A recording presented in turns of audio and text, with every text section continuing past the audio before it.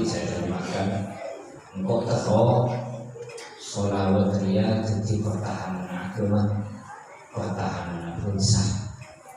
Kata beliau, saya ingin sholawat ini menjadi pertahanan agama, pertahanan bangsa, juga pertahanan negara. Artinya apa? Hubungannya sholawat dengan agama sudah agak dekat kalau agama ini. Tapi apa hubungannya sholawat dengan bangsa, sholawat dengan negara? Kita tahu bahwa berbangsa bernegara yang baik itu tentu dinyatakan di dalam Al-Quran yang disebut baldatun thayyibatun wa rabbun ghafur. Itu salah satunya yang terbaik adalah negaranya Nabi Muhammad. Negaranya Nabi Muhammad itu apa? Negara apa? Negara yang di dalamnya ada menjunjung tinggi kebaikan bersama. Dan tidak, Nabi Muhammad itu di Madinah, orang Yahudi itu ada. Orang Yahudi itu ada. Yang disebut negara Islam itu artinya menjunjung keislaman di dalam hati masing-masing. Dan di Madinah itu sekalipun ada hukum orang mencuri harus dipotong tangan, selama Nabi Muhammad sampai ke Sayyidina Umar bin Khattab belum pernah ada orang itu mencuri. Jadi hukumnya ada, tapi pelaksanaannya tidak ada. Kenapa? Karena Madinah itu negara paling aman, negara paling sentosa, negara yang menjaga kepada rakyatnya. Itu apa namanya, secara bernegara Islam. Di dalam Al-Quran disebut baldatun thayyibatun wa rabbun ghafur. Di dalam hadis Nabawi, di dalam hadis Nabi Muhammad, cara bernegara itu ada. Dan ini artinya bernegara ini, khususnya di Indonesia, kalau dia kata Kiai As'ad Syamsul Arifin, kalau daunnya Kiai As'ad Syamsul Arifin, namanya Nikodem, Pancasila ini sudah final, tidak usah di apa namanya. Artinya apa? Pancasila ini ada yang bertanggung jawab, bukan hanya di dunia tapi bahkan sampai ke akhirat. Dan ini sholawat ini artinya beliau ingin menjadi pertahanan agama, pertahanan bangsa, pertahanan negara, pertahanan negara. Ini artinya kalau rakyatnya sudah baik, tentu negaranya baik. Kebaikan itu kemudian ingin kita capai melalui sholawat salah satunya. Makanya tidak bisa terlepas di dalam sholawat ini ada niatan-niatan yang 5 poin yang sering kita bacakan. Bahkan ada di sini di poin pertama dengan niatan menambahkan kecintaan kepada Gusti Allah dan Rasulnya Muhammad Sallallahu Alaihi Wasallam dan para rasul-rasul yang lain, para nabi, para ulama, para sholihin, para wali-wali Allah, sehingga kita bisa masuk dalam sebuah niatan ingin ditambahkan kecintaan. Saya sering mengumpamakan atau mengatakan cinta dengan iman ini adalah saudara kembar, kata ulama atau aman. Mahabbah wal iman atau aman. Cinta dengan iman itu bagaikan saudara kembar. Kalau ada cinta, biasanya ada iman. Kalau ada iman kuat, di situ ada cinta juga yang kuat. Kalau ada iman yang bagus, ada iman yang imannya yang kuat, maka di situ juga cintanya kuat. Dan cinta yang dimaksud di sini bukan cinta yang digambarkan di cerita, film, novel atau sinetron atau di TV, di bisa percintaan. Itu semua kisah cinta, kisah romantis atau kisah yang unsurnya itu hawa nafsu. Tapi yang dimaksud cinta di sini adalah gambarannya adalah cintanya sahabat kepada Nabi Muhammad SAW. Betapa cintanya Sayyidina Abu Bakar kepada Nabi, betapa cintanya Sayyidina Umar kepada baginda Nabi Muhammad, betapa cintanya Sayyidina Utsman, Sayyidina Ali, Sayyidina Abu Hurairah, Sayyidina Abdurrahman bin Auf, bahkan juga sahabat-sahabat yang perempuan, betapa cintanya Sayyidatina Atikah, Sayyidatina Ummu Salamah, Sayyidatina Aisyah, Sayyidatina Khadijah, dan beberapa para sahabiah, sahabat-sahabat perempuan yang lain. Gambaran cintanya di situ. Karena apa? Orang itu kalau sudah dikasih rezeki cinta kepada Nabi, di situ pasti akan cinta kepada Allah. Dan di saat cinta kepada Allah, di situ terbuka lebar pintu menuju rahmat Allah, ridho Allah, surga Allah. Semoga kita dikaruniai oleh Allah Subhanahu wa Ta'ala. Dan niatan yang nomor 3,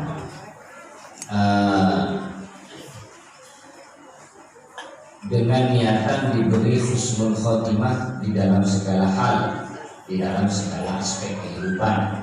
Ini sering juga diterangkan sama para guru.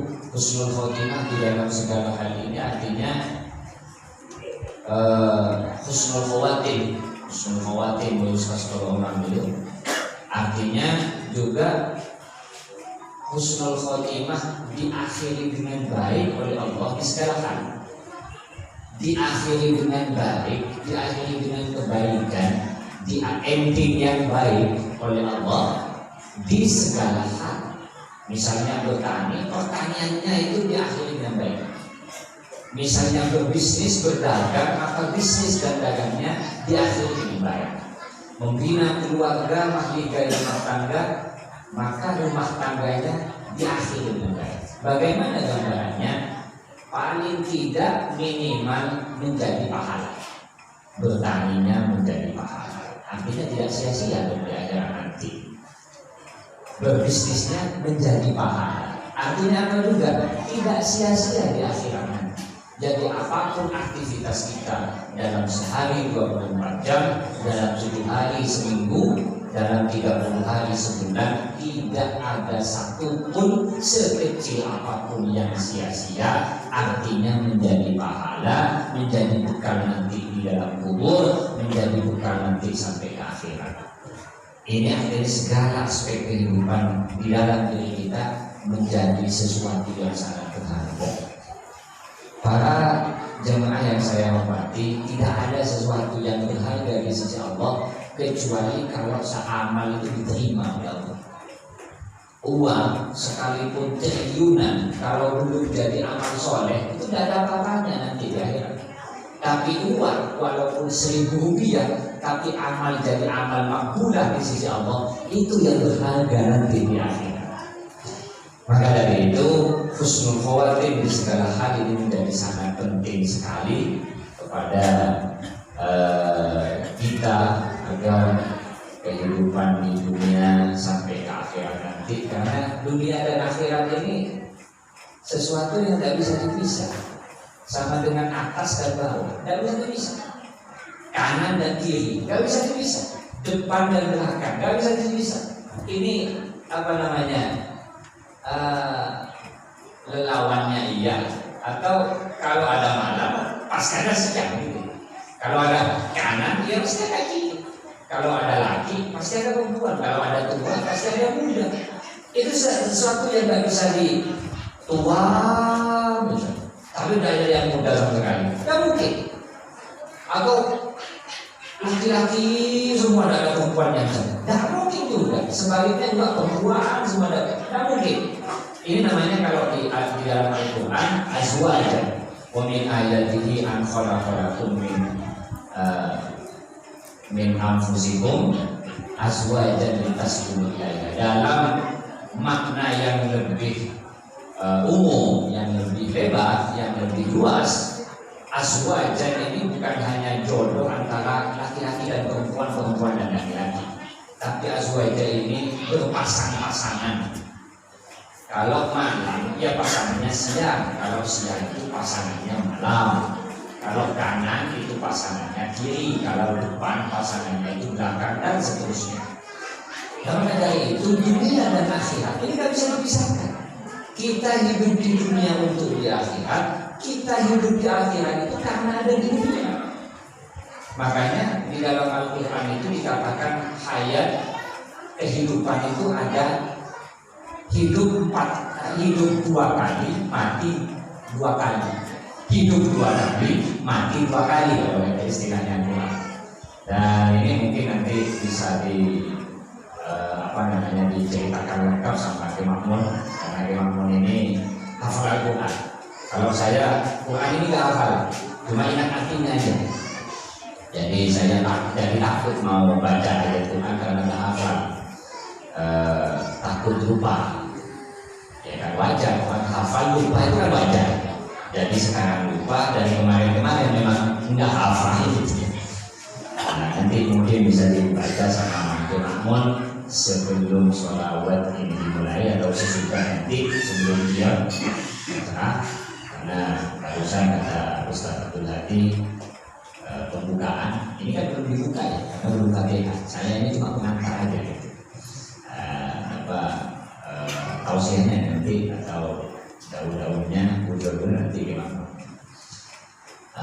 Jadi akhirat dengan dunia ini kata Al-Quran digambarkan hayatas nata ini wa amatas nata ini. Ada dua kehidupan, ada dua kematian. Di mana kita ini kan mati dulu. Manusia itu pasti mati dulu, bukan hidup dulu, mati dulu. Di mana? Di rahimnya ibu mati. Umur 1 bulan, 2 bulan itu mati. 3 bulan, 4 bulan itu mati. 5 bulan, 6 bulan itu masih mati. Begitu nyampe kandungan itu 7 bulan, di situ ada kehidupan. Karena jasmani dengan rohani di situ dicampur, dikumpulkan. Kemudian bernyawa itu bahasa gampangnya. Bayi itu kalau umur 7 bulan di dalam kandungan itu sudah bernyawa, bergerak-gerak di dalam. Ya pasti paling paham apa ibu-ibu kalau ini. Kalau laki-laki sekalipun mengangguk-angguk saya juga kurang yakin. Karena itu speknya khusus perempuan. Umur 7 bulan itu sudah hidup, sudah gerak-gerak. Nah di situ ada hidup namanya. Setelah mati hidup. Umur 7 bulan di dalam kandungan. Begitu 7 bulan di dalam kandungan dia lahir hidup. Dia membuka mata langsung melihat dunia yang sudah siap untuk dia mengelola kehidupan, dari nafasnya, oksigennya, dari apa yang dimakan, alat-alatnya, pertaniannya, dagang siap semua. Rizkinya sudah dicatat sama Allah, sudah ada takarannya masing-masing sama Allah. Begitu bayi lahir, di situ sudah lengkap filenya tuh. Ajalnya sekian, jodohnya ini, hidupnya di sini, rizkinya begini, lengkap semua sudah. Tidak ada sesuatu yang kurang, ada. Tidak ada manusia itu lahir ke dunia menjadi proyek yang belum final atau belum selesai atau selesai separuh. Tidak ada. Begitu lahir ke dunia, dia seakan-akan proyek yang sudah final sudah. Rizkinya lengkap sudah semuanya. Lalu setelah dia hidup, misalnya umur 7 tahun atau 60 tahun, 25 tahun, 70 tahun, dia mati. Nah ini mati kedua kalinya. Hidup yang selamanya nanti di mana? Di akhirat. Jadi mati 2 kali, hidup 2 kali. Ini satu rentetan. Ini satu perjalanan dari alam rahim ibu ke alam dunia, ke alam kubur, ke alam barzakh, ke alam akhirat, sampai ke surga atau ke neraka. Ini satu rentetan semuanya, nggak bisa dipisah. Makanya jangan ada tuh, wah itu dunia, kalau ini akhirat, wah ini kalau ini akhirat, itu dunia. Nggak bisa dipisah, dunia dan akhirat itu nggak bisa dipisah. Makanya saya pernah berdua sama Ki Sufyan waktu itu dulu, sama almarhum waktu masih ada umur beliau. Saya pernah tanya, sebuah hadis Nabi Muhammad SAW yang sangat banyak kita mendengar. Hadisnya bunyinya begini: hubbud dunya ra'su kulli khati'atin. Mencintai dunia adalah ujung dari segala kesalahan, ujung dari segala keluhuran. Saya tanya sama Ki Sufyan waktu itu, ini maksudnya gimana? Lalu Ki Sufyan itu balik bertanya, kalau kata kamu gimana?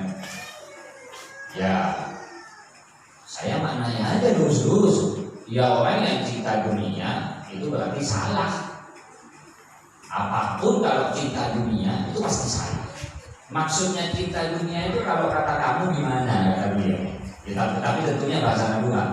Ya, lebih singkat langsung saya percaya dibicarakan saja. Ya, maksudnya cinta dunia yang salah itu gimana maksudnya? Saya mulai bingung. Ya, mencintai rumah itu nggak boleh, mencintai mobil nggak boleh. Sebentar, kata Yusuf, kamu ini sekarang ada di mana? Hidup di mana? Di dunia. Loh, gimana? Orang hidup di dunia, suruh benci dunia itu gimana? Sama dengan ikan, hidupnya itu di air, suruh keluar dari air. Masa bisa gitu? Kan gak bisa. Dunia ini harus dicintai, kata dia. Tapi cara mencintainya ada caranya juga. Cara mencintainya ada caranya. Kalau beliau itu menerangkan panjang sekali, dan beliau menyebutkan, yang saya ingat di kesimpulannya apa? Orang mencintai dunia itu ada dua macam, kata beliau. Satu mencintai berangkat dari hawa nafsu, satunya mencintai berangkat dari kesadaran bahwa akan pulang ke akhirat. Yang salah ini mencintai dunia berangkat dari hawa nafsu. Tapi kalau mencintai dunia berangkat dari kesadaran bahwa akan pulang ke akhirat, pulang ke kuburan, ada tanggung jawab di sisi Allah, ada tanggung jawab di sisi Nabi Muhammad SAW.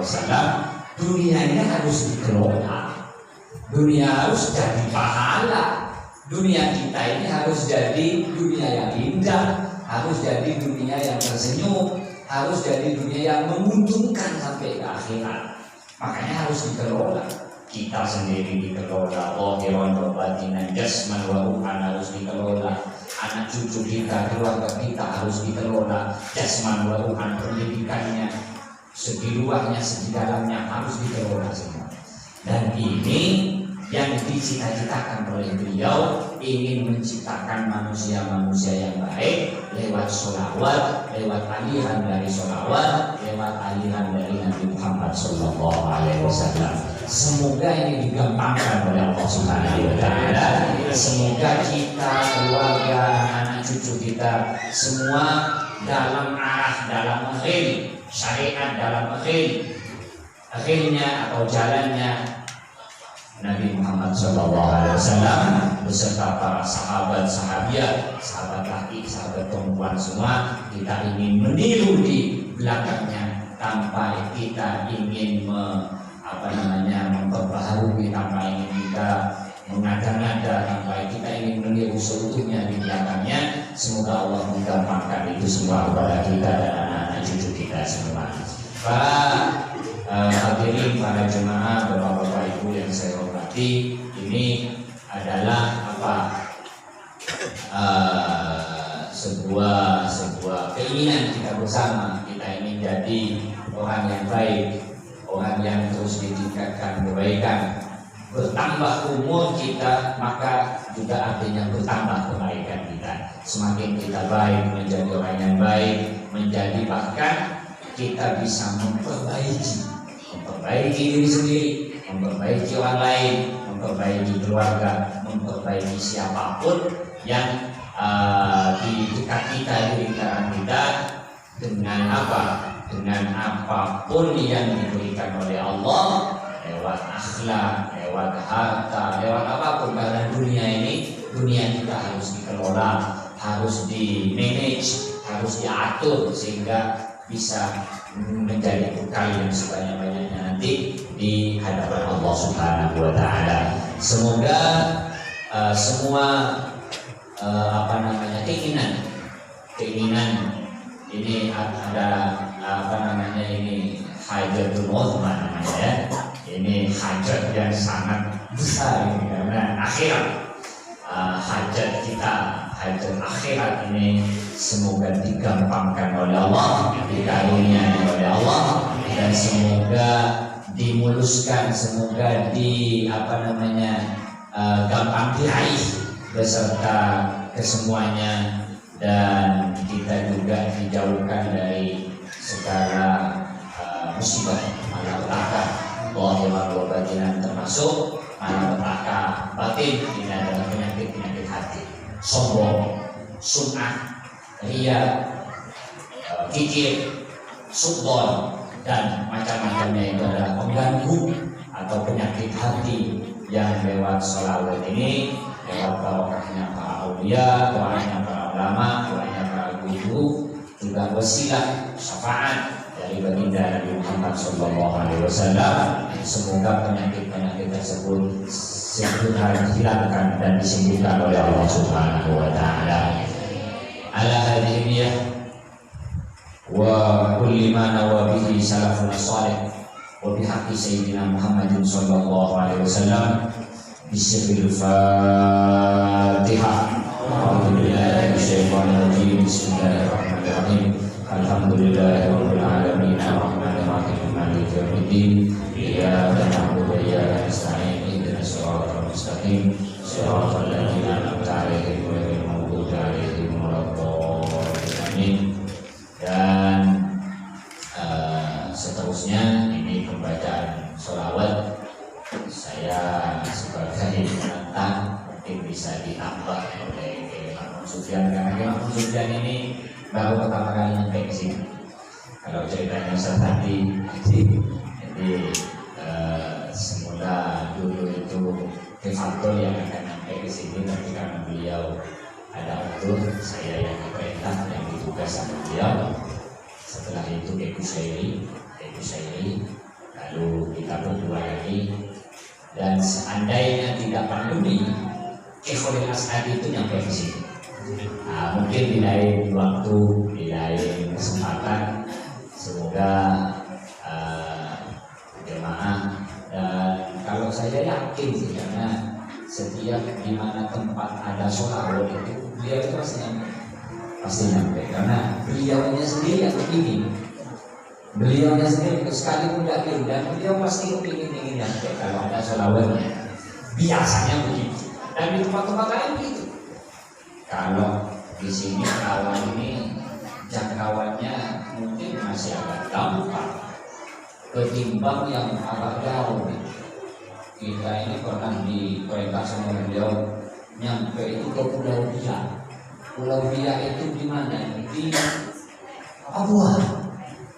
Itu penerbangannya aja lebih jauh dari Malaysia. Tapi karena ada sholawat nyampe di situ. Apa itu makam ada kawan ini kan? Oh, semangat sekali kawan ini ya, sangat dekat sekali kawan ini. Jadi ini mungkin bisa diaturkan kepada makmum Kiai Imam Sufyan, sekalipun sekelumit atau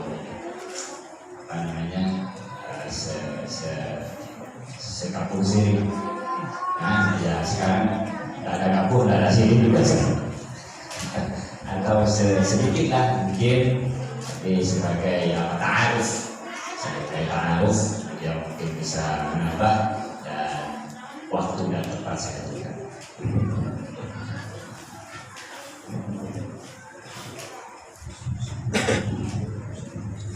Assalamualaikum warahmatullahi wabarakatuh.